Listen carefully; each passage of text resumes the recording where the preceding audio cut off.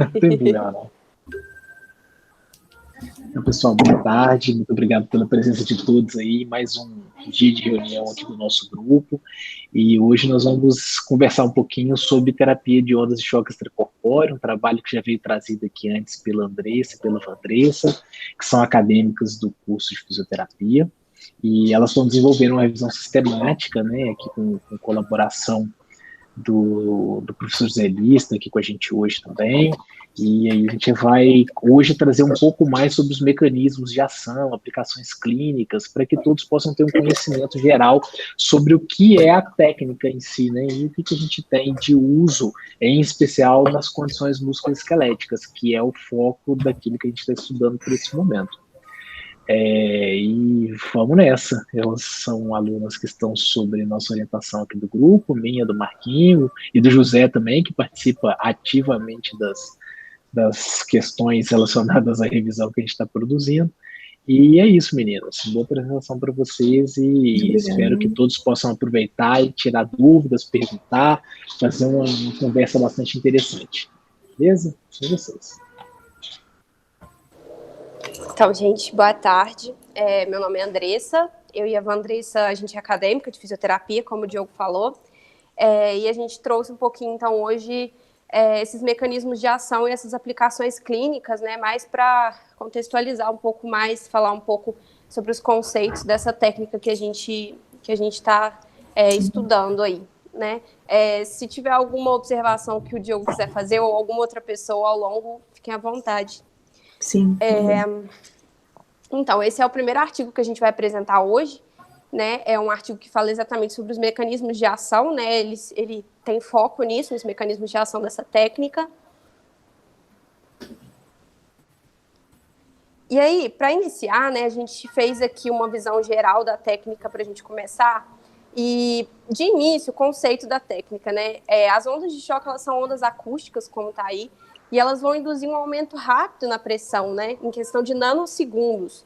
Então, a gente vai ter impulsos crescentes de pressão positiva, que, como está aqui, vai de 5 a 120 megapascal em 5 nanosegundos. Então, é uma onda muito rápida, né? E aí, depois, ela vem com uma diminuição para valores de pressão negativa, que podem ir até menos 20 megapascal. Aí, se a Vanessa puder passar para aparecer, a gente tem um gráfico aqui do lado. Aí. Então, aí essa curva representa aí essa onda, então dá para a gente ver essa questão de que tem um pico de pressão bem alto, né, e é um tempo de subida muito pequeno, então é nanosegundos, como está ali. E também a gente vê que tem uma fase positiva, essa onda, né, e depois ela vem para uma fase negativa. E aí essas duas fases, elas vão exercer efeitos no tecido biológico, né. A fase positiva vai ser o momento em que essa onda ela vai atingir a interface desse tecido e aí ela pode sofrer reflexão, refração e ela pode ser gradualmente absorvida por esse tecido nesse momento. E a fase negativa em que a gente vai ter a geração aí desse efeito de cavitação, né? Onde vai ser gerada essas bolhas de ar, que a gente vai discutir um pouco mais também daqui a pouco. Andressa, só um minutinho. Oi. Se eu pudesse assim, trazer um exemplo usual, não sei se vocês já tiveram a oportunidade de ver ou presenciar uma explosão por dinamite ou uma coisa nesse sentido, que gere uma onda de choque no ar, que reverbere, você sente toda a vibração. Eu acho que é uma comparação até bastante razoável, onde você tem um mecanismo que gera um impacto que desloca o ar e isso reverbera. Então a onda de choque é mais ou menos isso, ela vai ter um mecanismo que vai deflagrar essa pressão e essa pressão ela vai ser transferida para o meio físico, reverberando ondas aí no organismo da pessoa. Marquinhos, quer perguntar? Não, é que uma questão até que eu lembro lá das disciplinas lá do PEB, né, do grupo de ultrassom, e foi interessante a Andressa comentar, porque o mecanismo de cavitação, até que, assim, do que eu me lembro, é uma coisa até que era, digamos, evitada, né, quando a gente falava no uso do ultrassom terapêutico, né, e aí a técnica, na verdade, ela proporcionaria esse efeito. Então, assim, só para como que isso se traduz, assim, mais... o Diogo está sem áudio. Essa sua pergunta é muito boa, porque é o seguinte, o efeito de cavitação ele sempre vai acontecer, o desejável dentro do ultrassom é a cavitação instável. Porque quando você tem um processo de cavitação instável, você tem aquele processo de explosão dessas microbolhas que vai gerar uma energia excessiva dentro daquele daquele microambiente ali onde você está fazendo o ultrassom como recurso terapêutico. Só que quando você tem um processo de cavitação que ele é controlado, essas microbolhas elas melhoram a troca celular, então elas são até desejáveis. Então não é que o processo de cavitação em si seja indesejável. O indesejável é o processo de cavitação não controlado, o processo de cavitação instável. Por isso que no ultrassom sempre mantém os movimentos circulares para evitar a estacionalidade das ondas que gerariam esse mecanismo instável. Beleza? Segue lá. Então, continuando aqui, essa técnica ela não surgiu já sendo empregada na ortopedia, né? Como a gente sabe, é uma técnica que é utilizada num procedimento da urologia, que é a litotripsia, né? Que é um procedimento não invasivo para quebra de cálculos renais. E aí ela surgiu lá em 1980, exatamente com o uso nesse procedimento, né? E aí, sobre o princípio geral sempre de que essas ondas acústicas elas vão transportar energia nesse tecido e essa energia vai se propagar através desses tecidos. Esse autor, ele cita que essa técnica ela realiza uma cura através da mecanotransdução, né, que é o principal mecanismo de ação dessas ondas de choque, que é exatamente por causa disso, de um estímulo físico, que vai ser convertido posteriormente em um estímulo bioquímico e biológico. E aí, então, a aplicação na ortopedia, né, a gente vem vendo alguns distúrbios musculoesqueléticos sendo estudados com o uso dessa técnica, né, a tendinite, epicondilite, fascite plantar, trochanterite, as tendinopatias também, né, e aí a gente observando essas respostas biológicas de regeneração tecidual, cicatrização de feridas, a angiogênese e remodelação óssea também, que são alguns efeitos que a gente vai discutir ao longo da apresentação. Aí, falando um pouco sobre a questão da aplicação dessas técnicas, a gente vai ter dois tipos de onda inicialmente, a focal e a radial.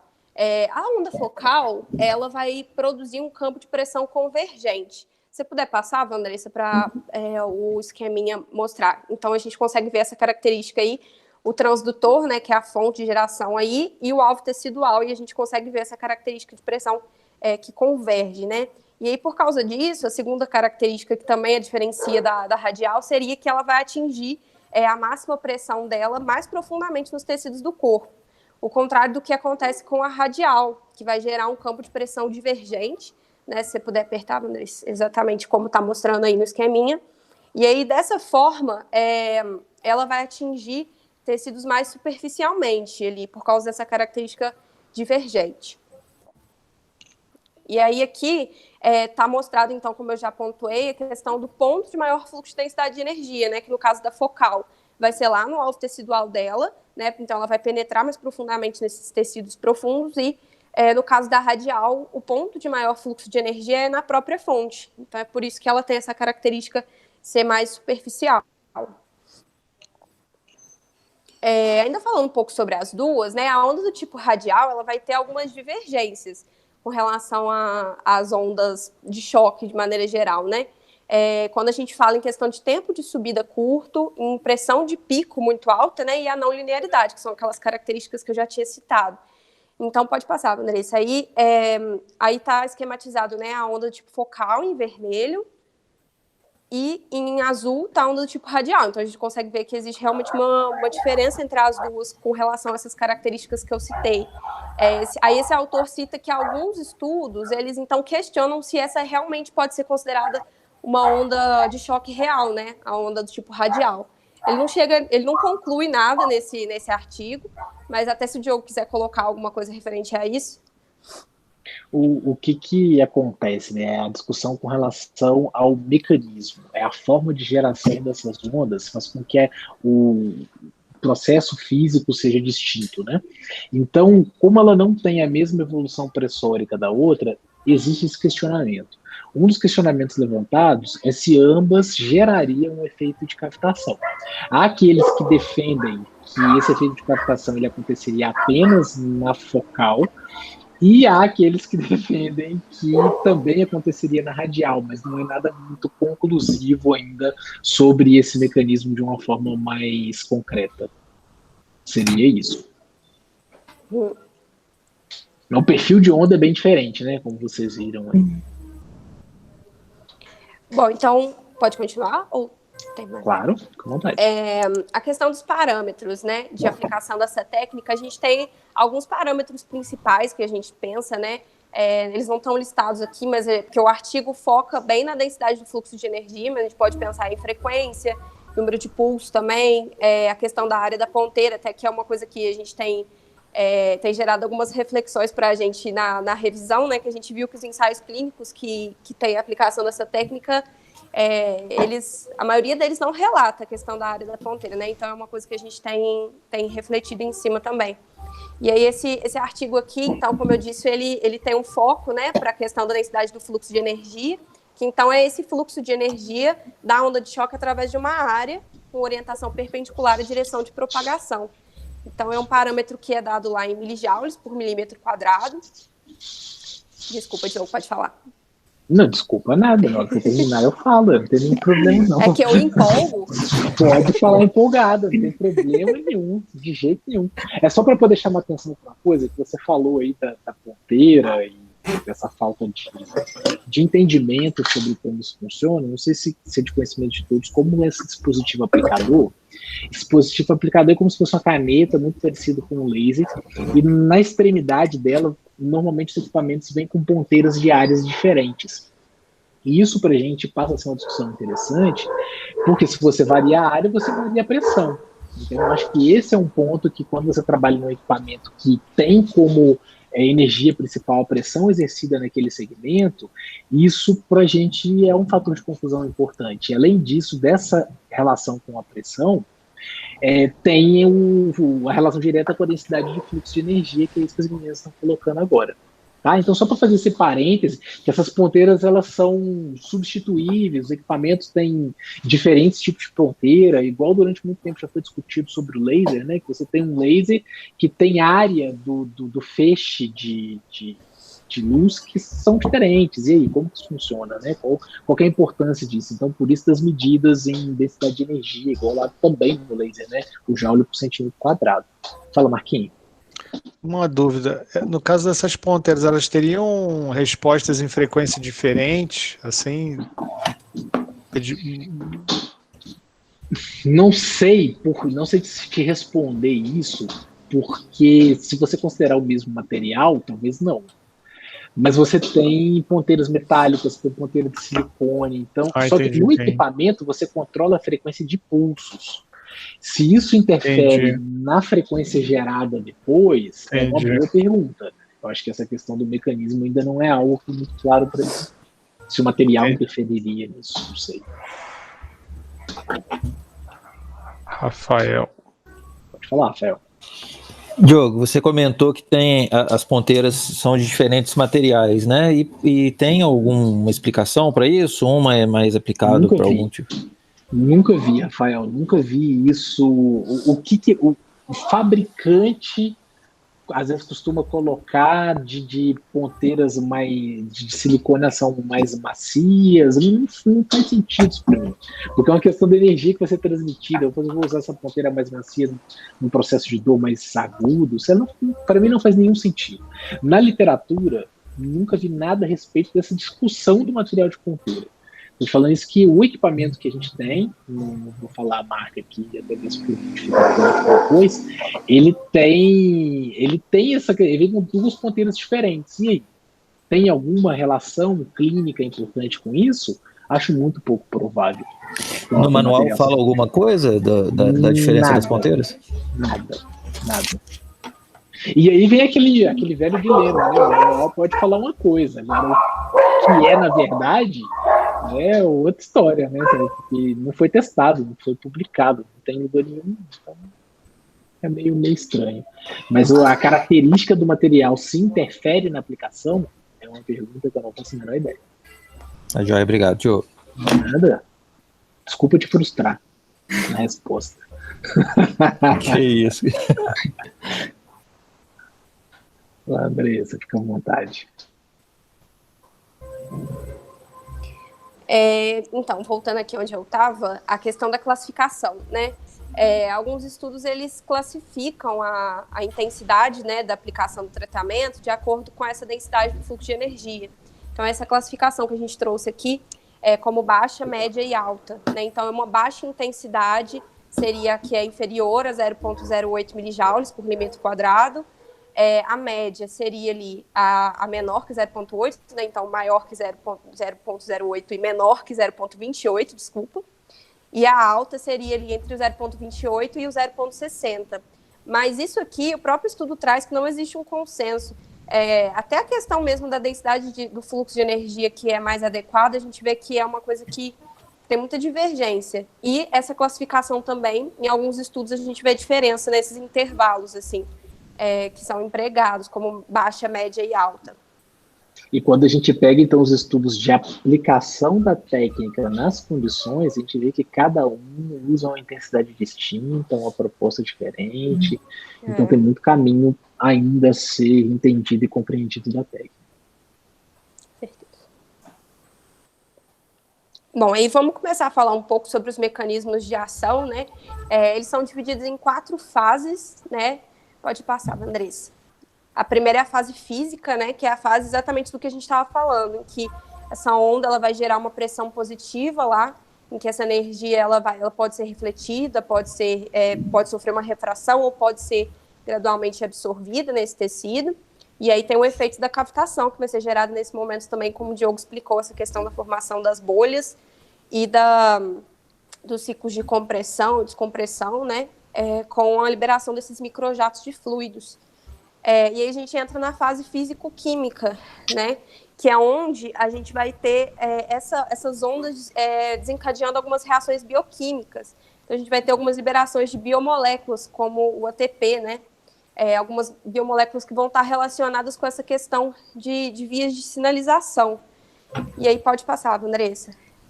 E a gente entra numa fase química que vai estar relacionada principalmente com a questão de alteração das funções dos canais iônicos e de mobilização de cálcio. Então, a gente vê que esse estímulo físico lá em cima, ele vem desencadeando uma série de estímulos, né, químicos, até que a gente chegue na 4ª fase, pode passar, Andressa, que é a fase biológica, né, que é onde a gente tem os efeitos lá de modulação da questão da angiogênese, de efeitos anti-inflamatórios, de cicatrização de tecidos, que são alguns dos efeitos que a gente vai discutir também hoje ainda. O primeiro deles, então, que esse artigo traz é a questão do efeito no alívio da dor, né, dessa técnica. Ele traz 2 hipóteses principais para esse efeito analgésico dela. O primeiro é que essas ondas de choque, elas causariam uma degeneração de fibras nervosas de pequenos neurônios imunorreativos, né? E isso diminuiria a concentração de mediadores pró-inflamatórios e aí, consequentemente, teria esse efeito no alívio da dor. E a segunda hipótese seria essa da hiperestimulação, né, que é basicamente que esse estímulo da onda de choque causaria uma ativação do sistema inibitório descendente, né? Então, liberação de endorfinas e outras moléculas analgésicas do nosso sistema analgésico endógeno mesmo. A questão da regeneração tecidual, né? O principal mecanismo que ele traz é a questão da mecanotransdução, né, que eu já tinha levantado anteriormente, em que esse estímulo mecânico, né, essa carga mecânica, vai gerar aí alguns estímulos de respostas celulares e aumentos na biossíntese de algumas proteínas.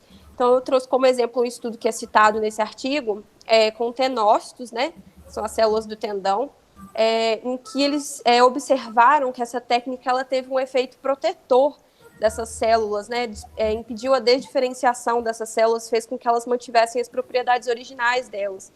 Além disso, eles observaram também aumento na síntese de colágeno, né, e aí essa questão do curto prazo é que esses efeitos que eles observaram de início de processo de cicatrização que essa técnica causou, né, foi observado de forma bem significativa a curto prazo, mas a longo prazo não foi tão significativo assim.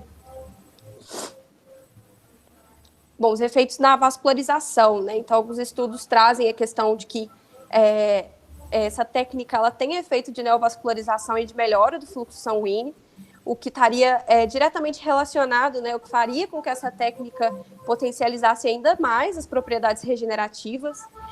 E aí, esse estudo ele cita 2 outros estudos, um é feito em humanos, né? Esse primeiro é em humanos, em que eles realizaram uma análise da neovascularização com o Doppler. E eles tiveram esse resultado que está aí, que eles não detectaram aumento significativo no número de vasos, né? Nem no follow-up de 1, nem de 3 meses após o tratamento.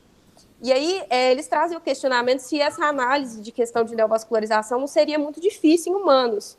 E aí ele cita esse segundo artigo, que é um artigo que foi um estudo, né, que foi conduzido em coelhos, né, e que foi, sim, observado um efeito de neovascularização nesses animais depois de 1 semana, que se manteve até 12 semanas após o tratamento.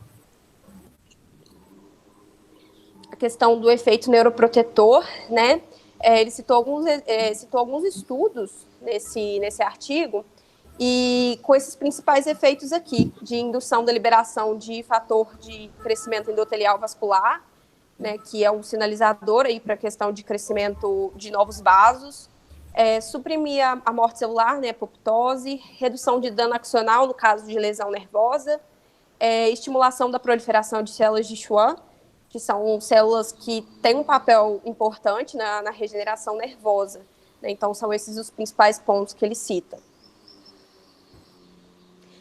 Só um adendo do slide anterior, os estudos que eles encontraram evidências com relação a esse efeito neuroprotetor foram estudos que utilizaram a técnica de baixa intensidade.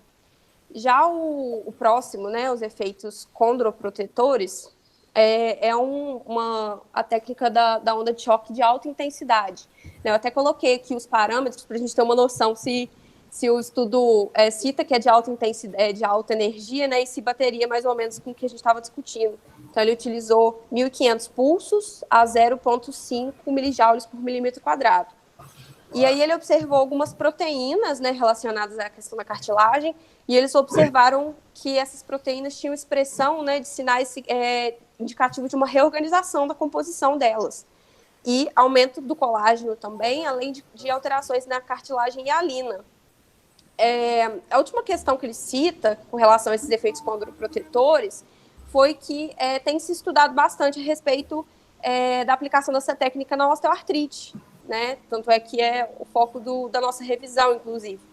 E aí ele citou um estudo em ratos que eles realizaram, que eles observaram realmente esse efeito, né? O efeito de condroproteção nos ratos ali no início daquelas modificações que a osteoartrite causa no osso subcondral. Além disso, também, a gente tem visto alguns ensaios clínicos, né, que têm surgido aí de aplicação da técnica para observar a questão de desfechos, não só relacionados com esses desfechos, né, a nível mais micro, mas também a questão de dor, de funcionalidade, que tem sido alvo do nosso estudo, como eu disse. Questão de cura óssea, né, os estudos principais aí falam sobre questão de consolidação de fraturas, e também sobre o mecanismo da mecanotransdução, que essa técnica, né, a energia se propagaria através das células e causaria um estímulo da rede lacuna canalicular do osso, né? Então, teria essa conversão desse estímulo físico em sinais bioquímicos que ocasionariam, né, esses efeitos encontrados de aceleração da consolidação de fratura, melhora da neovascularização, aumento da síntese de fatores de crescimento tanto angiogênicos quanto osteogênicos. Então, gente, meu nome é Vandressa. Se vocês estiverem ouvindo um jazz no fundo, é porque meu vizinho está tocando saxofone nessas horas, mas tá tudo bem, tá? Vou falar um pouquinho agora sobre a revisão, que foi publicada em 2014 na Medical Principles and Practice. E a gente vai falar um pouquinho sobre as aplicações clínicas atuais e as futuras áreas potenciais para pesquisa.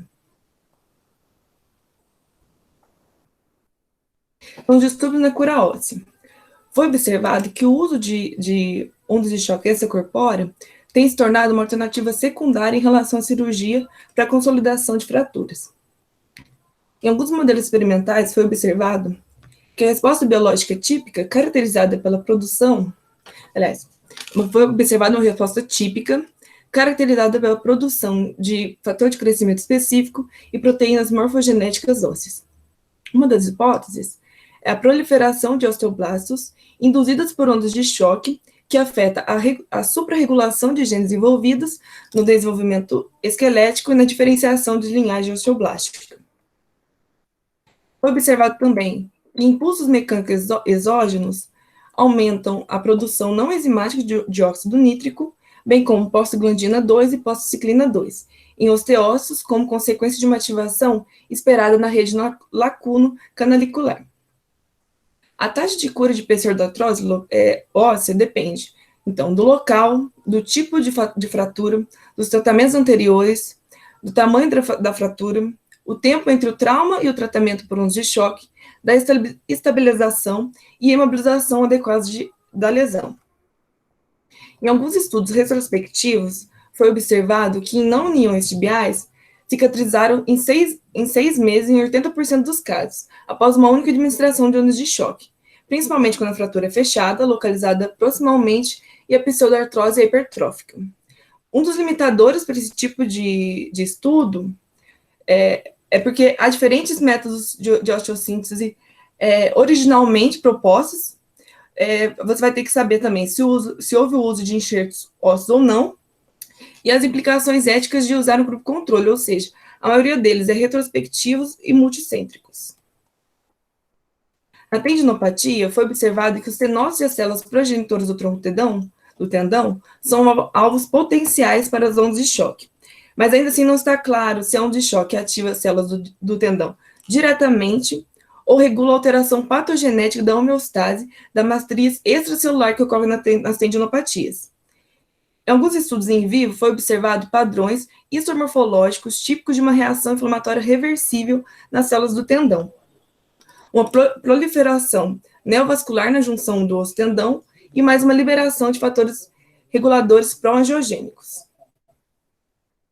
In vitro, o efeito dose-dependente de ondas de choque em baixas energias produziu uma ação proliferativa e aumento da expressão gênica no colágeno tipo 1, tipo 3 e fator de crescimento transformador, TGF-beta, mais uma produção de óxido nítrico e síntese de colágeno.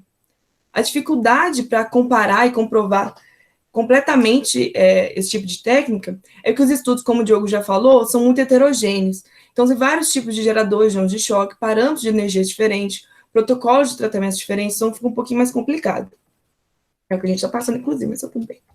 Então, agora eu vou falar um pouquinho sobre as novas perspectivas em ondas de choque.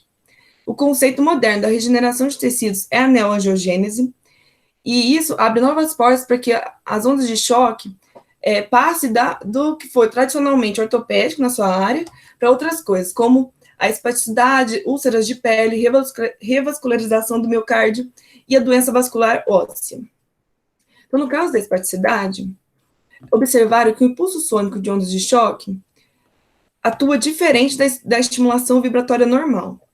Num estudo com membro superior pós-AVC, foi observado que uma única administração de ondas de choque de baixa intensidade, de baixa energia, reduziu significativamente de longo prazo no tônus muscular.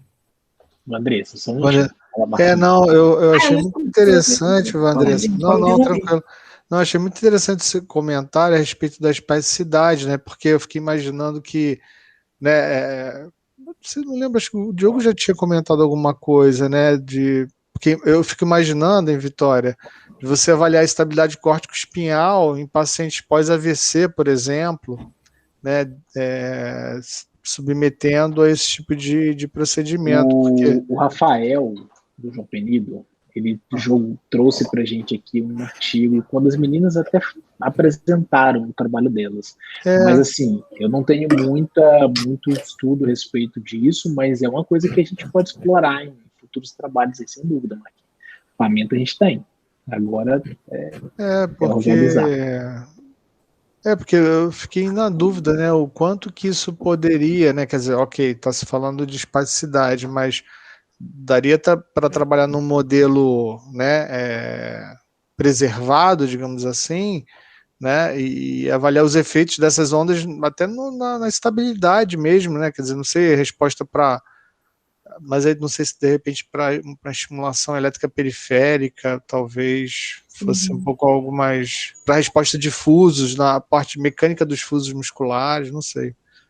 Tô pensando aqui, acabei viajando em outras coisas aqui, mas eu achei mais legal, essa ideia da espasticidade é bacana.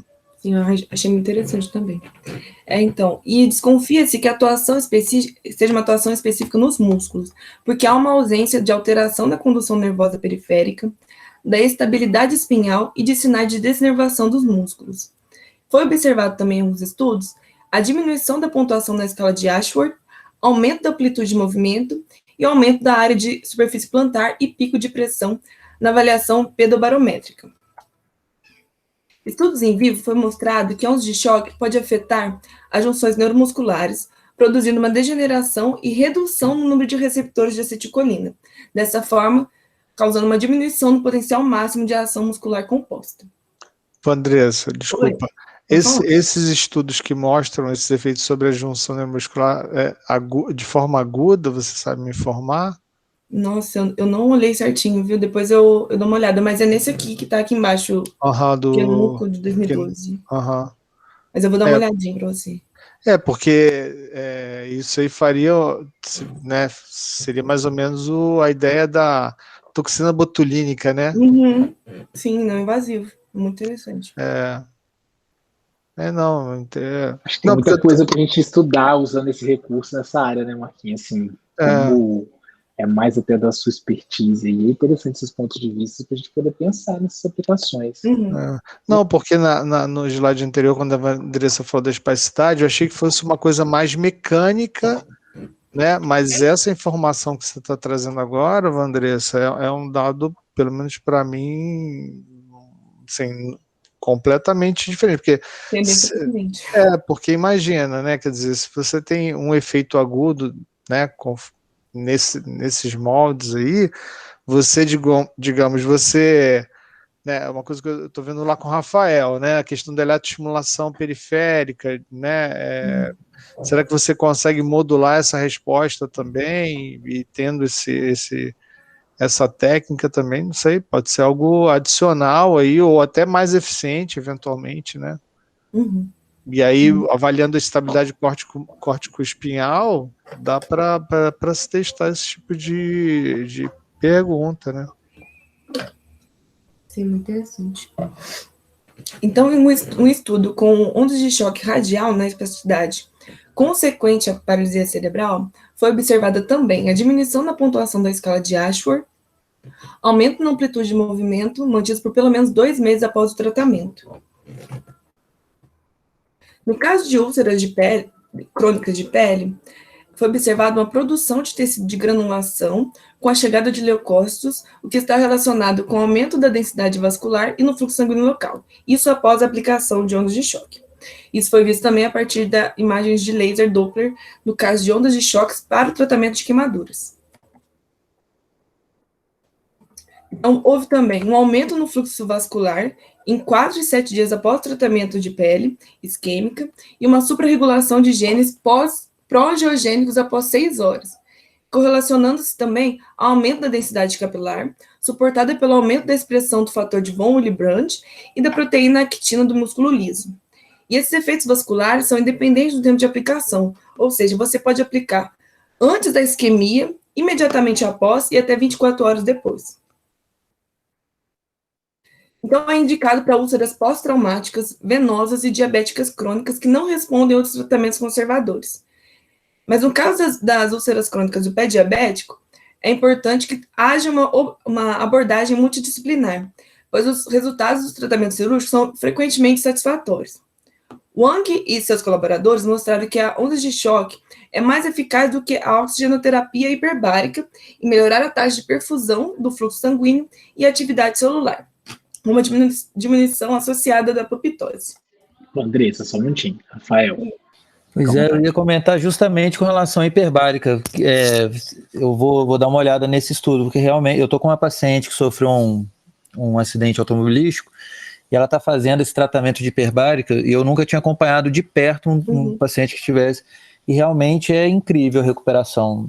Eu fiquei surpreso com a recuperação da pele dela. Depois você me passa só para eu anotar a referência direitinho, que eu achei super interessante. porque Sim. realmente, né, 2 tratamentos, a hiperbárica para ela tá dando super certo. Sim. Eu achei super interessante, é uma estratégia muito boa, né? Se puder depois Rafael, colocar... Pode Oi. deixar. Não, e uma dúvida, o custo de uma hiperbárica? Verdade. Marco, ela comentou comigo essa semana, eu acho que a sessão está sendo R$200, se eu não me engano. Você sabe, André, ela está fazendo na O2, inauguraram agora, tem pouco tempo lá em Ubá. Se eu não me engano, é R$200 a Sem sessão. valor. Oi? Não sabe também não, André? Não sei valor, não. Eu vou perguntar para ela aqui depois no WhatsApp aqui e eu coloco no chat aqui pra gente. Eu não sei se tem alguma coisa com relação ao tamanho da lesão, né? Alguma coisa assim. A lesão dela foi na canela, não é tão grande, mas eu vou entrar em contato com ela aqui e falo aqui rapidinho, tá, Marco? Só fazendo desculpa, Marquinhos, pode falar. Não, pode falar. Não, fica à vontade. É só uma curiosidade mesmo, é porque eu sou da fisioterapia de 1900 bolinha, né? Então, tô achando muito interessante, porque são técnicas, né, que a gente não nem imaginava, né? Sim. O parêntese que eu ia levantar aqui tem muita relação com, acho que o objetivo final que a gente tem na nossa revisão. A gente vê que tem uma série de estudos clínicos, talvez com não tanta qualidade metodológica, que dizem várias coisas a respeito da terapia de ondas de choque. Será que isso realmente tem algum fundamento no final das contas? Então, assim, aqui a gente está trazendo alguns pontos que têm sido utilizados, que têm sido apresentados, mas não são, por exemplo, um nível de evidência de revisão sistemática com meta-análise para a gente saber se realmente é isso. Então, até nesse ponto, é uma das motivações da ideia do estudo principal que a gente está tentando desenvolver. Né? Então, em cima disso tudo, a gente observa, a gente olha, mas sempre com um pezinho um pouquinho atrás. Renato, você quer falar alguma coisa? Não, é só para falar o valor, que gira em torno de 200 a 300 reais. Eu estava escutando ele perguntar, aí depende do local. Aí fica variando o local, então, Renata? Depende do Boa tarde, local pessoal. que você Desculpa, instalar. nem cumprimentei. Desculpa. O Estou em Belo Horizonte, cheguei de viagem. Mas é isso, depende do local. É o local que faz ou o local anatômico? Entendeu? Local anatômico. Ah, bom, tá. Eu tive uma paciente que fez também, então a minha informação é muito baseada no que ela falou, entendeu, Rafael? Então o valor girou em torno, na época, quando ela me falou, foi R$250. Eu me lembro mais ou menos que ela falou em torno de 200. Ela visualizou aqui, ela vai me falar. Daqui a pouco eu falo direitinho para vocês. Tá bom, obrigado. Tá bom, obrigado você. E aí, com essa técnica seria quanto? Quanto que era a sessão, André, que você comentou? Eu lembro que o valor das 10 sessões cobriu o valor de investimento do equipamento, mas eu não lembro mais nem o valor do equipamento, nem o valor da sessão. É em torno disso também, em torno de 200, 300 reais, né? E o equipamento Você varia, diz o que da terapia da ondas de choque, né? Acho que 4 sessões fica na faixa de uns R$1.500 da terapia por ondas de choque extracorpóreo, tá? Para aplicar, por exemplo, para esporão de calcânio, por exemplo. Ela me respondeu que ela tá pagando 340 na sessão. Eu errei feio, né? Nossa, que caro, né? Bem caro. Eu acho que é o preço de uma sessão de estimulação magnética transcraniana repetitiva. Eu não sei quanto é que o equipamento para terapia por onda de choque, mas para um estimulador magnético que faça repetitivo deve estar uns R$120 mil. A gente tinha comentado que era bem barato, né? Era bem menos, né, Diogo? Quanto que você pagou? O radial tem em torno de 10 a 15 mil, dependendo da marca. O radial. Focal é outra coisa. São equipamentos caros, né, mas que, de uma certa forma, se a pessoa tem como adquirir, o retorno realmente financeiro, quer dizer, acho que do ponto de vista de tabela de serviços que podem ser oferecidos, né? Inclusive, eu fiquei super curioso com a revascularização do miocárdio que ela citou aí de estudos futuros, né? Nossa, como é que seria isso, né? Super interessante. Vou passar? Um pouquinho. Então, sobre doenças vasculares ósseas, foi observada uma redução da extensão da área necrótica em estágios iniciais de osteonecrose na cabeça femoral, evitando, então, maior colapso ósseo, comparado com a descompressão do núcleo e enxerto ósseo.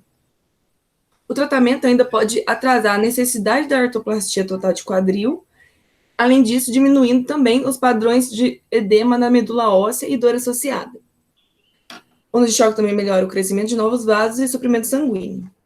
Gente, só mais um parâmetro do mesmo jeito, um parâmetro não, mas um parêntese do mesmo jeito que eu fiz no anterior, que eu acho que vale a pena a gente pensar nisso.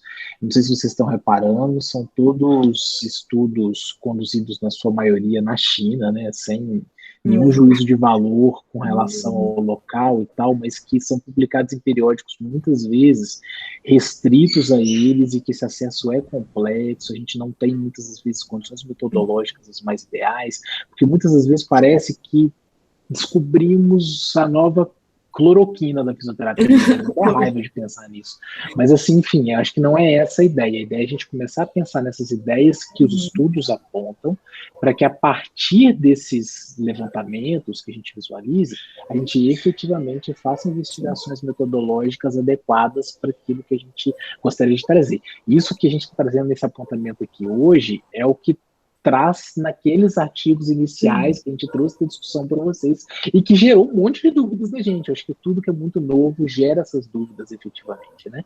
Então, só para a gente tomar cuidado nas generalizações, não é isso que estamos querendo dizer que funciona para tudo, que é bom para tudo, porque muitas coisas, igual assim, se vocês estão observando, nós não conseguimos identificar parâmetros que são adequados. Você vira e fala assim, beleza, induz. Quanto? Que parâmetro? Radial, focal, será que se eu exagerar na potência eu não posso prejudicar? Eu posso levar ainda mais necrose, igual indicado ali? Então, acho que esses são pontos ainda que requerem muito cuidado para a gente ter uma exploração científica bem coerente daquilo que a gente vai propor utilizar e usar isso de uma forma bastante consciente. Sim, com certeza. São áreas acho que talvez eu vou fazer esse parêntese outras vezes, só para lembrar. Não pode esquecer que são áreas potenciais, né? De isso, boa, Andressa, boa palavra. Então, além disso, alguns estudos mostraram que a ondas de choque induz um aumento na produção de osteocalcina, TGF-beta, estimula osteoblastos, células periosteais e diferenciação osteogênica de células-tronco mesenquimais.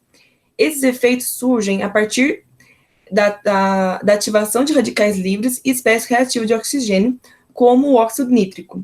Envolve a ativação de proteínas de sinais e fatores de transcrição.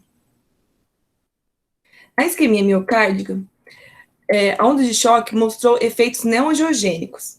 Em estudos com células cardíacas primitivas, isoladas de corações humanos pós-isquêmicos, observou-se uma influência positiva tanto na proliferação quanto na diferenciação de cardiomiócitos, músculo liso e percussores de células endoteliais. Em outros estudos com modelos animais de isquemia miocárdica crônica, observou-se uma recuperação da fração de ejeção do ventrículo esquerdo, uma melhora no fluxo sanguíneo miocárdico regional e uma regulação positiva da expressão de VEGF, né, que é o fator de crescimento vascular endotelial. E, além disso, no modelo de roedor com insuficiência cardíaca isquêmica, mostrou um aumento na densidade vascular de 6 e 13 e 14 semanas após o tratamento por ondas de choque. Ô, Andressa, pode falar. Linkando ao parêntese que eu sempre faço, vocês também são muitos estudos em modelo animal. Então, esse é outro ponto para a gente chamar a atenção. É a ciência básica, aproveitando, né, todo esse discussão científica que a gente teve nesses últimos 2 anos, essa transição do meio animal até a aplicação em seres humanos é um caminho muito longo. Então, para a gente sempre entender isso e ter isso em mente, para não errar a mão. Muitos in vitro também, Diogo. Sim. Verdade, Andressa, verdade. Tem mesmo. E, surpreendentemente, condições dentárias, a reabsorção óssea é típica na inflamação periodental, mas em vivo, com o uso de ondas de choque, foi observado um aumento na regeneração óssea alveolar em tecido gengival infectado, mas uma normalização gradual do volume de osso saudável em 1 a 2 semanas após um único tratamento, e o efeito anti-inflamatório continuou por pelo menos 6 semanas. Algumas bactérias orais reagem também ao tratamento por ondas de choque, mas vai depender, então, do nível de energia usado e da espécie do patógeno. Observamos também uma desagregação de bactérias gram-positivas e gram-negativas, mais patógenos que estão associados a infecções orais e sistêmicas graves, como Streptococcus mutans e Porphyromonas gingivalis. Então, quando considerados em conjunto, esses dados parecem sugerir novas abordagens terapêuticas para o tratamento de doenças dentárias. Então, a conclusão que esse artigo teve foi que a onda de choque é uma ferramenta terapêutica moderna, não invasiva, que é eficaz, segura e vantajosa. Ela pode substituir a cirurgia em algumas patologias ortopédicas, com pelo menos os mesmos resultados, mas sem suas desvantagens, né? Requer estudos também, inclusive. Então, o potencial para pesquisa translacional e desenvolvimento da tecnologia por onda de choque é notável e provavelmente ainda não está divulgado. Então, tem que estudar. Então é isso, gente. Muito obrigada. Andressa, volta nesse último aí, por favor. Que essa conclusão aí, a gente trouxe exatamente a conclusão que está no artigo. Repara o nível de tendência que o cara tem para poder trazer isso para a gente, né? E eu acho que isso é muito legal a gente trazer para discussão aqui no nosso grupo, a gente sempre observar, o cara coloca que a gente está falando de uma modalidade eficaz, segura, né? Enfim, potencialmente. Ainda falta muito para a gente poder afirmar isso em todas as condições que ele trouxe. Acho que esse é um ponto muito importante que a gente tenha a configurar, né? Não há dúvida que a gente tem um potencial grande para a técnica, eu acho que esse é um ponto importante da gente pensar, só que esse potencial talvez não seja traduzido na realidade, que é exatamente aquilo que a gente deseja investigar. Eu acho que esse é o ponto que a gente observa. E aí o grande perigo, né? O potencial ainda não divulgado. Se não é divulgado, tem que ficar de olho. Tem muita coisa. A gente quis deixar isso daqui para chamar atenção, porque, pô, né? E são artigos que foram publicados recentemente, eu não lembro a data, acho que um é até de 2020, acho que é de 2018, não sei, o outro, não lembro, depois vocês verifiquem aí pra gente de onde eles vieram, mas são artigos que estão baseando práticas clínicas de muitos colegas por aí afora. Então, acho que essa crítica sempre vale a pena. Vitória, fica à vontade. Boa tarde, a pergunta foi muito boa, achei muito interessante, tanto em relação com os parênteses que o Diogo colocou, e eu tive uma dúvida ao ver a apresentação. Em algum momento eles falam de algum potencial efeito adverso? Ah, boa pergunta! Porque, assim, excelente pergunta! Não existe praticamente nada que não tenha pelo menos o risco de alguma coisa, dor de cabeça, qualquer coisa. Até TMS tem o risco de dor de cabeça. Isso que você colocou é fantástico, porque é o que a gente perguntou na nossa revisão sistemática também, e a gente não encontra. Eles não falam, eles não reportam. Isso vai estar no nosso trabalho também. Isso que você falou é uma observação muito perspicaz e extremamente adequada. Tudo mais suspeito ainda, né? Muito suspeito. Gente, eu estava comentando com o José ontem, vocês conseguem imaginar um estudo que tem a nota numa escala de qualidade de metodologia científica, a nota 9 em 10, que não seja publicado numa boa revista, que vai ser publicado numa revista em chinês, cujo acesso ninguém tem, que ninguém consegue traduzir. Não faz sentido isso, numa revista que não tem impacto. Se o cara tem uma publicação com um nível metodológico tão alto desse jeito, ele vai colocar isso numa revista boa. Então, assim, a gente tem muitas dúvidas a respeito disso, inclusive os potenciais efeitos adversos. A sua observação foi muito boa, Vitória, porque é uma coisa que nós não estamos encontrando no nosso levantamento com relação à osteoartrite. E eu duvido que não haja. Lógico, não tem como isso não acontecer. E sem saber das possibilidades, você fica até, tipo assim, porque a longa apresentação eu achei, tipo, maravilhoso, tipo, nossa, que legal, eu faria. Aí não chega assim, não, vamos falar dos potenciais, efeitos adversos. Aí não falou nada, não quero nem fazer mais, vai que você faz alguma coisa. Exatamente, o pessoal quer vender o material, e eu acho que isso é um dos pontos que a gente tem para poder trazer de crítica, que eu acredito que a gente estava discutindo com as meninas, que a gente vai ter que levantar alguns diferenciais para outras revisões que já estão publicadas. E um dos diferenciais é o levantamento de que ninguém critica, ninguém comenta a respeito. Então, isso é um problema gravíssimo, concordo com você, importante. José? Não, eu ia falar a mesma coisa que a Vitória falou, né? Porque não existe uma possibilidade de você ter só efeito benéfico e não ter nenhum efeito maléfico, vamos dizer assim, né? Você está em mão de duas vias, né? Via de duas mãos. Então, vai melhorar para um lado, mas tem o efeito negativo. Tudo é assim, né? Qualquer cirurgia é a mesma coisa. Você pode melhorar como pode falecer na cirurgia, né? Então, tem milagre, né? Só tem coisa parece boa. propaganda da empresa, né? Exatamente. Então. Gente, é exatamente por isso que os parênteses são importantes, né? Desculpa, José. Não, é isso aí. Não fala nada, Diogo. Oi, Rafael. Como que é? Desculpa, José, porque eu queria aproveitar. E o manual também não fala nada, mais uma vez.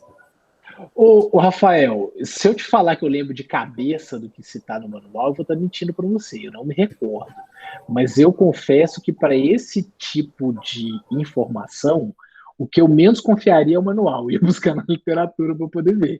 E na literatura é muito raso, é muito raso. A gente poderia ter algumas indicações ali no manual, mas honestamente eu não lembro de cabeça. Eu posso até ver e te passar essa informação depois. Talvez venha sempre aquelas clássicas, né? Área tumoral, enfim, sempre aquelas clássicas que todo mundo sabe. E outra coisa importante não quer dizer que se você aumentar tal célula, estimular a circulação, etc., você vai ser repercutido em melhora clínica, né? Exato. Então você pode provocar essas alterações, pode estimular neogênese vascular, aquela coisa toda e tal, mas não melhora nada a dor, não melhora nada a função, né? Isso pode acontecer perfeitamente. Então a gente não pode ficar acreditando que porque estimulou colágeno que resolveu o problema. Isso pode ser uma explicação para a melhora, né? O cara começou a ter uma função melhor, menos dor, andou, etc., talvez porque aumentou a estimulação de tais substâncias, anti-inflamatórias, aquela coisa toda, né? Então, nem sempre isso vai se repercutir na parte clínica, né? Eu acho que a ideia dessa discussão foi até muito nesse sentido. Quando eu passei esses 2 artigos para os meus, eu falei, nossa, que panaceia esse negócio aqui. Acho que vai ser uma coisa assim que vai ser muito bacana a gente trazer essa discussão exatamente no aspecto das reais evidências, né? Porque você está vendo ali um negócio que está num artigo ali para gente, mas que tá, e daí? Né? Você vai fazer essa translação do estudo in vitro, do estudo em modelo animal para o ser humano, você não tem as consequências clínicas, igual o José bem apontou. Então, acho que, acima de tudo, além de conhecer o que seriam os princípios físicos da técnica, a ideia da apresentação é gerar realmente essa discussão para a gente pensar a ciência. Eu acho que é mais ou menos por aí. A gente já começar a pensar nas perguntas que a gente quer adiante, o que a gente quer responder com algumas coisas, e aí o direcionamento do trabalho principal delas em tentar responder isso para a osteoartrite de joelho por meio dos estudos aleatórios controlados que existem e que, numa informação preliminar que a gente já tem visto, eles são extremamente heterogêneos e essas comparações ainda vão ser bastante complexas, que a gente espera trazer isso em breve para vocês. E só complementando aqui, o oposto também é verdadeiro. Às vezes pode funcionar e não conhecer o mecanismo, né, que provoca essa melhora. Por exemplo, o exercício em dor crônica, né, é um dos melhores recursos que tem, mas assim, não conhece totalmente o efeito, o que está por trás ali do exercício que ele vai melhorar, né, totalmente aquela dor, etc. Então pode acontecer isso, melhorar clinicamente, mas ainda não compreendermos o processo fisiológico disso, né? Isso pode também acontecer. Gerando hipóteses e respostas, né?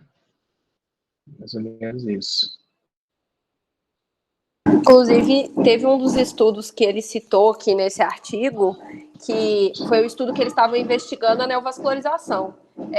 E aí eles queriam, dois dos desfechos eram dor e função, e eles usaram o Doppler para ver a questão da neovascularização. E ele fala que eles não encontraram mudança nenhuma com relação ao número de vasos, mas que a dor e a função dos pacientes melhoraram.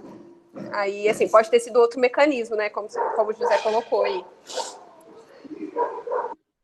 Aí, né, Andressa, só a gente trazendo, mais ou menos como talvez esse da neovascularização não foi nem o tópico principal da leitura de vocês, existem ainda outras coisas a considerar. A gente vai ter que pensar no efeito placebo disso, como que foi o desenho de estudo que os pesquisadores fizeram, né, que a gente não foi a fundo nesse ponto. A gente trouxe as hipóteses, o que está sendo feito é onde a gente tem que bater. A gente olha e vê isso aqui, beleza, vamos dar uma estudada e ver se a gente precisa bater nisso aqui para a gente defender a nossa prática com mais evidência, e a gente organiza. Então, acho que é mais ou menos essa ideia, até mesmo para desmistificar muitas das coisas que a gente tem, porque as técnicas não são tão milagrosas assim. Acho que o objetivo principal dessa discussão foi trazer esse ponto para a gente poder pensar. Acho que rendeu bem até dentro disso. Fala, Marquinhos. Não, a minha dúvida era, será que se ela realmente oferecer, né, grande parte dessas vantagens, ela pode substituir então, técnicas mais antigas como o próprio ultrassom? Existiria talvez um pouco essa ideia de ter alguma coisa um pouco mais versátil, assim, seria? Talvez a gente poderia ter algumas aplicações concorrentes, sim, eu acho que isso poderia vir a acontecer. Igual, por exemplo, se você for pensar em aplicação de ultrassom laser, hoje, para a maioria das coisas, se você fosse fazer uma pergunta para o fisioterapeuta Diogo, né, não para a pessoa que está estudando as evidências, eu optaria pelo laser, até mesmo para a gente ter essa quantidade de parâmetros sendo controlados, e às vezes com objetivos que sejam similares, enfim. E aí, pensando efeitos imediatos e efeitos adversos, né, a gente poderia pensar nisso. A gente teria, talvez, aí algumas questões que pudessem efetivamente substituir, né, e ser um ponto de evolução para a técnica. Mas, mais uma vez, essa minha colocação é completamente baseada numa leitura e opinião própria. Eu não estou dizendo, eu não vi nenhum estudo que comparasse, por exemplo, terapia de ondas de choque com ultrassom. Nos levantamentos que a gente fez, de todos eles lá, você tem muitos estudos comparando a terapia de ondas de choque com o placebo, associado ou não a exercícios, e com recursos físicos terapêuticos que envolvem uma corrente, uma modalidade de aquecimento superficial, e a outra eu não lembro, acho que tinha mais um, se as meninas lembram, elas me salvam, mas eu não lembro de cabeça. Então a gente não tem isso muito claro aqui. Aí vem aquela história. E aí vem também até do próprio ultrassom, né? O que o ultrassom hoje tem de evidência que funciona. Fazer um estudo com ultrassom é algo completamente difícil em termos de regulagem de parâmetro. Então, às vezes o cara vai lá, coloca sempre aquela potência, mas aquela potência que o sujeito escolheu para o uso, ela pode ser adequada para você e não para mim. As questões de variação individual são muito importantes. Então, controlar isso no ultrassom é algo muito complexo e os estudos normalmente não controlam. Então, é até difícil falar se o ultrassom realmente funciona ou não por conta de questões metodológicas que são muito complexas mesmo, né? Então, enfim, é uma grande discussão em recursos físicos isso. Você já percebeu que eu não sou muito fã do ultrassom, não, mas quem for, me desculpa aí. Já peço desculpas antecipadamente. É até legal, porque eu estava lembrando lá do PEB mesmo, né? Tem um pessoal do ultrassom fazer um trabalho de dosimetria, né? Pegar uns fantos lá, né? Mas aquilo que eles fazem é muito legal, Marquinhos. Aquilo é muito legal porque traz esse parâmetro para a gente pensar na nossa prática clínica. Só que uma coisa é você definir esses parâmetros num ambiente controlado com um fântão fabricado. A outra coisa é o tecido biológico, a gente com diferentes camadas de gordura, diferentes quantidades de músculo. Então, acho que tem muita coisa que eu acredito que o próprio pessoal do laboratório de ultrassom pode trazer para a gente de conhecimento nessa área. Acho que tem muita coisa para ser estudada mesmo. E eles têm trabalhos fantásticos lá também, com o uso de fântons, né? Trabalho de caracterização, né? Fala, Rafa. Pô, me desculpa que eu esqueci, a gente começou a falar de ultrassom. Ele precisa de algum meio de aplicação, igual o ultrassom precisa do gel. Ele precisa de algum meio também? Usa-se um gel também. Usa-se um gel, mas não com a mesma lógica do ultrassom. O ultrassom tem aquela questão da transmissão de ondas.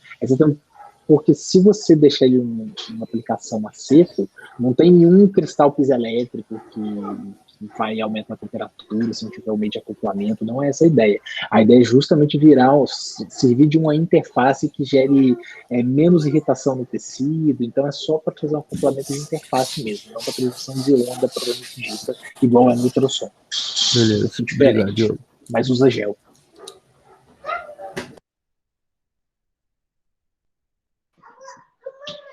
Mas alguém, pessoal, fiquem à vontade. Eu acho que a gente render esse papo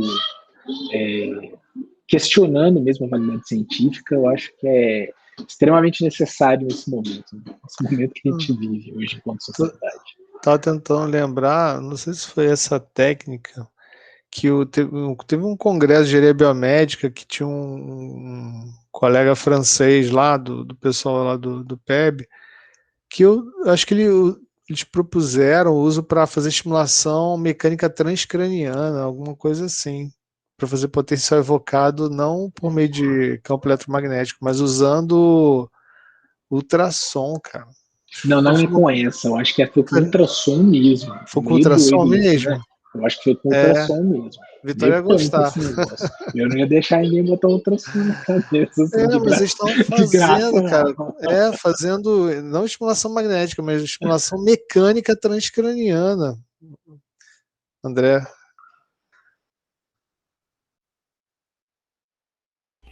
Oi, boa tarde. Quero parabenizar a Andressa e a Andressa pela apresentação e fazer uma pergunta. No uso da terapia de ondas de choque extracorpórea na síndrome do manguito rotador, vocês viram por acaso algum trabalho comparando o uso da terapia de ondas de choque versus placebo, ou o uso de terapia de ondas de choque versus exercício? Porque eu estive procurando no meu computador aqui do consultório, mas tá no meu computador em casa. Eu baixei uma meta-análise que fez uma comparação de vários métodos de tratamento da síndrome do impacto. Dentre os vários métodos, eles foram comparados versus exercício. Tá? E alguns apresentavam bons resultados e outros apresentavam um resultado mediano. Dentre esses, a terapia por ondas de choque extracorpóreo estava colocado, eu lembro do gráfico que eu vi lá, estava colocado como melhora discreta. Né, mas na meta-análise ele não comparou a terapia de ondas de choque isolada contra o exercício isolado. Quer dizer, o exercício mais a terapia de ondas de choque deu um resultado satisfatório clinicamente para os pacientes. Mas a gente não sabe até que ponto que as duas coisas se somaram, né, se realmente a terapia de ondas de choque teve um efeito adequado, e também a gente não sabe qual o custo-efetividade disso, né? Que de repente você está entrando com um tratamento muito caro que não vai ter uma efetividade que compense o custo, né? Aí fica a pergunta se vocês viram alguma coisa nesse aspecto aí. Querem responder, meninas? Eu estou fazendo uma busca bibliográfica mental aqui, mas não eu acredito que vocês não viram. Eu acho que vocês não viram porque vocês já estavam focados na osteoartrite de joelho. Uhum. Quando eu estava montando o negócio para trás, e a temática de hoje foi com base em coisas que eu já tinha até passado para elas mesmo. Quando eu estava buscando há um tempo atrás, André, eu vi um estudo, o que eu me lembro, eu vou buscar ele aqui no meu computador, se for o caso eu até te passo depois, mas eu não lembro se a comparação foi com exercício. E a evidência era fraca, de que seria bom, mas eu tenho que lembrar o que é, eu só lembro que a evidência era fraca, de cabeça eu não lembro exatamente o que era, eu vou buscar isso para você direitinho. Agora, essa é uma excelente pergunta que a gente pode continuar na mesma linha de raciocínio que a gente vem fazendo com os meninos. Já tem duas outras que vão trabalhar com tendinopatia patelar, que a gente não tem revisões temáticas que falam sobre isso, e, de repente, questões relacionadas à tendinopatia do manguito rotador é um ponto bacana para a gente continuar buscando essas informações e tentando esclarecer de uma forma mais direta.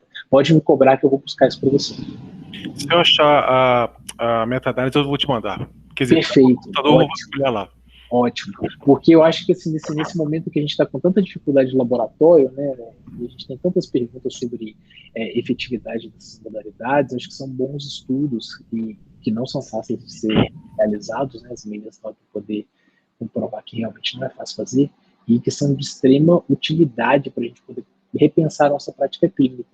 Então eu lembro, a única coisa, eu não me lembro exatamente onde, eu lembro que eu cheguei a pegar o artigo para aula que eu montei há uns meses atrás, e a única coisa que eu lembro é que essa aplicação para ombro, ela tinha efeito, não tinha efeito satisfatório. Mas, mais uma vez, eu preciso confirmar isso para você. É interessante, né? Porque o que se pinta, né, a respeito da técnica, né? Você, como o André perguntou, seria totalmente viável, né? Em termos dos efeitos que ali estão descritos, pelo menos né, nas duas revisões ali. Mas é sempre aquela questão, né, Marquinhos? Você fazer essa transição do modelo em vivo, do modelo animal para a realidade, o buraco é muito mais baixo. Tem muitos fatores de confusão nessas pesquisas que a gente tem visto, então acho que esses são pontos bastante positivos para a gente tentar explorar. Né? Acho que é por aí. Obrigado pela pergunta, André. Muito boa. Mais alguém gostaria de colocar alguma coisa? Não, acho assim, o interessante, que eu acho que pelo menos é possível explorar uma série de perguntas, talvez a partir de modelos não tão complexos, para que se entenda como é que efetivamente essa técnica ela pode afetar, né? Quer dizer, regeneração tecidual, né? Quer dizer, até estabilidade, né? Entender se a gente realmente está lidando com uma técnica que tem bom efeito, ou se é mais uma daquelas capazes. Alguns já são consolidados, a gente já sabe que para faceite tem efeitos interessantes. Tendinopatia calcânea, já tem alguns estudos que falam também sobre efeitos interessantes, mas existem muitas outras aplicações que a pessoa começou a sair fazendo as aplicações com base nos efeitos encontrados em outras regiões, que a gente ainda não consegue extrapolar isso de uma forma muito segura. Só uma dúvida, como é que está de mercado em relação ao equipamento? Como é que isso Mercado está? de sentido. No nacional? Não tem, o nosso equipamento é nacional. Já é nacional, então, já tem empresa... entendi. O radial, ele é muito mais barato, né? Não sei com relação ao focal. O focal realmente não faço a menor ideia. Mas é bem diferente. Que eu imaginei que fosse um pouco como a TMS, né? Que a gente tem até vários representantes, mas a gente não tem nenhuma empresa nacional que fabrique o estimulador magnético, né?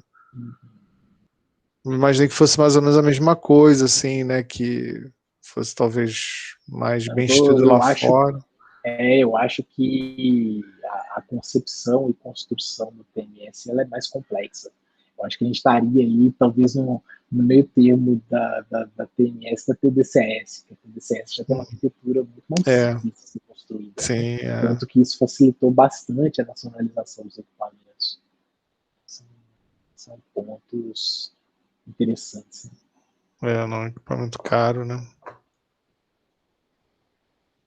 Vou ter que tentando achar o artigo e não achei. Por que tem essa discrepância de preço entre a radial e a focal? Por conta da questão construtiva e muito possivelmente pela razão de nacionalização ou importação. O mecanismo de funcionamento delas é completamente distinto. O mecanismo da radial, eu não lembro se estava na apresentação, na cabeça muito ruim, que a gente estava lá no início, eu esqueci. Imagina um cilindro que você tem um projétil que, por alternância de campo eletromagnético, esse projétil se desloca, gerando um impacto que é transmitido.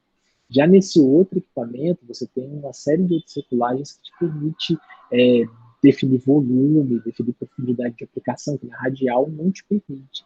E o tipo de aplicação, ele tem uma lente, ele trabalha com uma lente convergente, com líquido dentro, eu não sei exatamente como que ele consegue fisicamente explicar, né, como que ele consegue essa convergência das ondas. Mas o mecanismo de funcionamento é diferente, ele gera uma centelha, e essa centelha ela é refletida, e ali gera a onda de choque dentro daquela cápsula para poder ser propagada. Né? Os equipamentos de eclipsia, que são um pouco maiores, né? Normalmente de ambiente hospitalar, isso muito melhor que eu, para poder até trazer, eu nunca vi de eclipsia como funcionaria, mas o de música esquelética funcionaria mais ou menos no mesmo princípio, porém na escala um pouco reduzida. Então esse custo acaba sendo mais alto. E, gente, desculpa a forma da Alice que desceu aqui agora, com o barulho.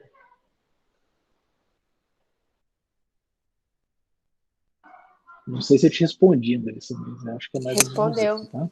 Respondeu. Tem alguns fatores de complexidade aí que tornam mais caro. Beleza? Mais alguma coisa, pessoal? Não, foi muito rica a discussão, né? Foi muito boa. Acho que a gente está aprendendo bastante sobre, né? E legal a iniciativa, né? Porque pelo que está se desenhando, realmente é algo que precisa ser mais estudado, né? Mais estudado, né? Eu acho que é muito interessante. Acho que essa é a ideia, é simplesmente a gente tentar estudar um pouco sobre essa técnica que está aí, cobra-se caro por fazer as aplicações, e realmente tentar entender se é isso mesmo, ou se não é mais uma coisa que vem aí só para poder poluir o nosso mercado de trabalho, né? Acho que é mais ou menos isso. Às vezes você está ali pensando, igual a colocação do André, eu vou gastar uma grana para fazer esse tanto de sessão, sendo que o exercício terapêutico pode ser equivalente, e eu não vou precisar comprar equipamento tão especial assim, entendeu? Eu vou contar muito mais com a expertise da pessoa que vai fazer a orientação do exercício, com as observações, o controle de carga, são coisas que são muito mais conhecidas e provadamente seguras, né, e eficazes. Então, isso tudo a gente tem que ponderar de uma forma muito importante. Eu acho que a ideia da discussão principal é essa, é trazer isso à tona para a gente discutir e não sair aceitando tudo que vem pela frente.